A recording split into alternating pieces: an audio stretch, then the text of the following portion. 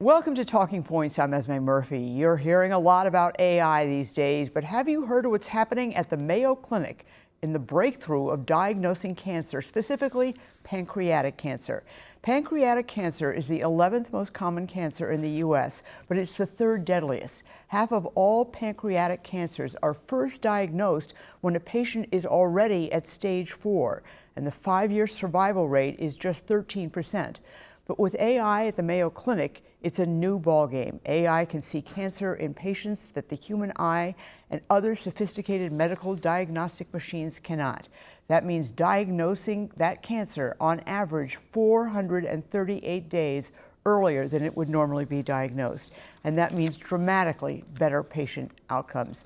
Joining us to talk about this is Dr. Matthew Callstrom, the chair of the radiology at Mayo, and also, sir, you are the medical director of AI strategy at the Mayo Clinic. Thank you so much for your time. Esme, great to be with you today. Tell us how this has changed the world of diagnosing pancreatic cancer. This is saving people, giving them years, I would think.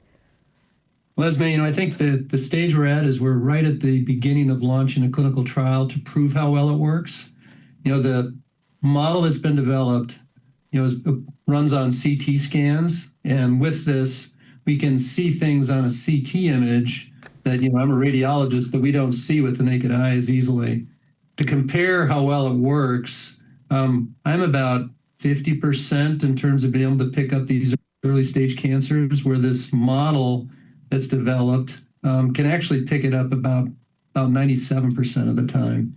And so what we need to do is take that model, apply it to patients at high risk for pancreatic cancer first, and prove how well it does identify these early stage pancreatic cancers. But it is detecting cancers that the naked eye can't see, or that some other machinery, because you obviously have access to the best there, can't pick up.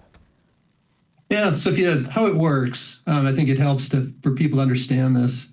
What we did is we took CT scans of patients that were diagnosed late, like you just described, and went back in time and had CTs from those same patients earlier, in advance of their diagnosis, trained a model on those CT scans, and now find that we can identify those cancers at a much higher sensitivity than we do just trying to read the studies by ourselves with the naked eye.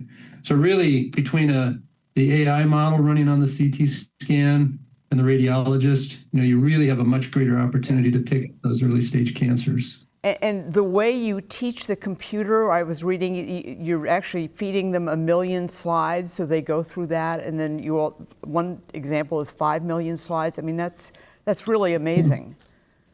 Yeah, the way you do this is you actually take that CT image and identify where that pancreatic cancer appeared later, and then the model trains and picks out those small differences in the pancreas that ultimately designate where that pancreatic cancer is. So you basically train that model to be very sensitive to those findings.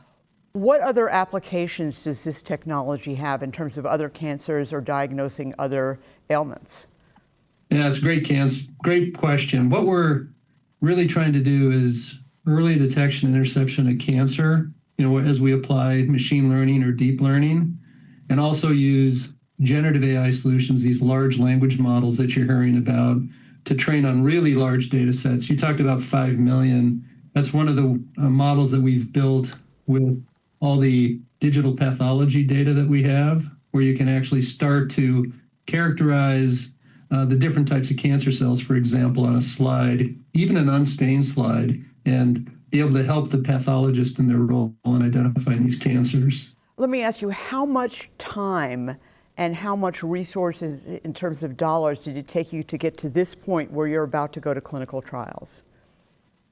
Yeah, time's a great measure. We've been working in AI at Mayo for more than 7 years. And we started with the machine learning, which was kind of more the typical way that people have been doing this work. And with this, across the organization, we've deployed about 90 different models that run every day in the background. All of these have a human in the loop. What they're doing is helping us do our jobs better. If you look at the last 2 years, it's really accelerated with these new capabilities around, applying AI techniques to large amounts of data, whether it be imaging, digital pathology, things like voice. So you can start to characterize, and identify cancers and other conditions using these sorts of approaches. But more than 6 years. Your staff was kind enough to send me some video of the SuperPOD, and all I could think of looking at it was sort of the early days of computers where it was an entire room, and it took years to get to that point. Am I right in that analogy, or off? Does that not equate? Well, the latest generation GPUs that we just installed in our SuperPOD working with NVIDIA allows us to go much more efficiently in building models, and we can work with much larger amounts of data to do these models. Compare where we were maybe just close that out, Esme. A couple years ago, we had just a few GPUs. We could actually do these machine learning models. The large language models require huge amounts of data, and that's why that SuperPOD is important. So we can experiment and learn with the different types of data that we have, go after more complex questions. How far away are we from the point where I go to the Mayo Clinic with elevated blood sugar and you put me through these tests and boom, you've got it. You can detect them very early, not stage 4 cancer, but perhaps stage 1 or 2. How far are we from that in terms of time?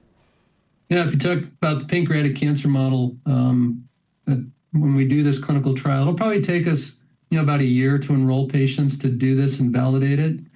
And an important point of this is that as we develop these models, we deploy them and test them just like we do a clinical trial. Make sure we build the data, the evidence that shows how well it works. So when we do apply it and somebody does come to the clinic and has their CT signaling that there's some concern for pancreatic cancer, for example, we know very well how well that model behaves and how we should deal with that finding. So a year to put together a clinical trial, and then how long before it's actually in use in hospitals such as yours?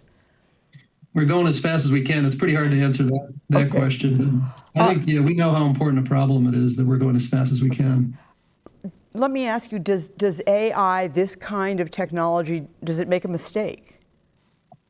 Yeah, it's a great question. I'd answer it a little bit differently. AI, what it does is it gives us maybe a prediction or a probability that there's an issue.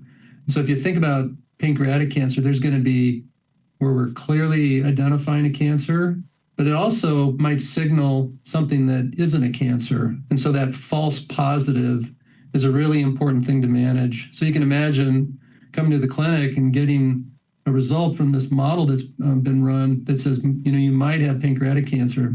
Very worrisome, a lot of anxiety that comes with that.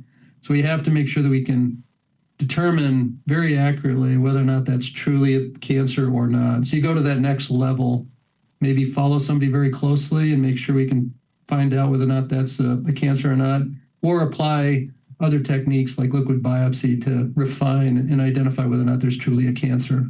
And let me ask you, do medical centers such as yours work with other centers around the country? I imagine this kind of research and the kinds of advances that you're talking about here with pancreatic cancer are happening in terms of other research groups as well.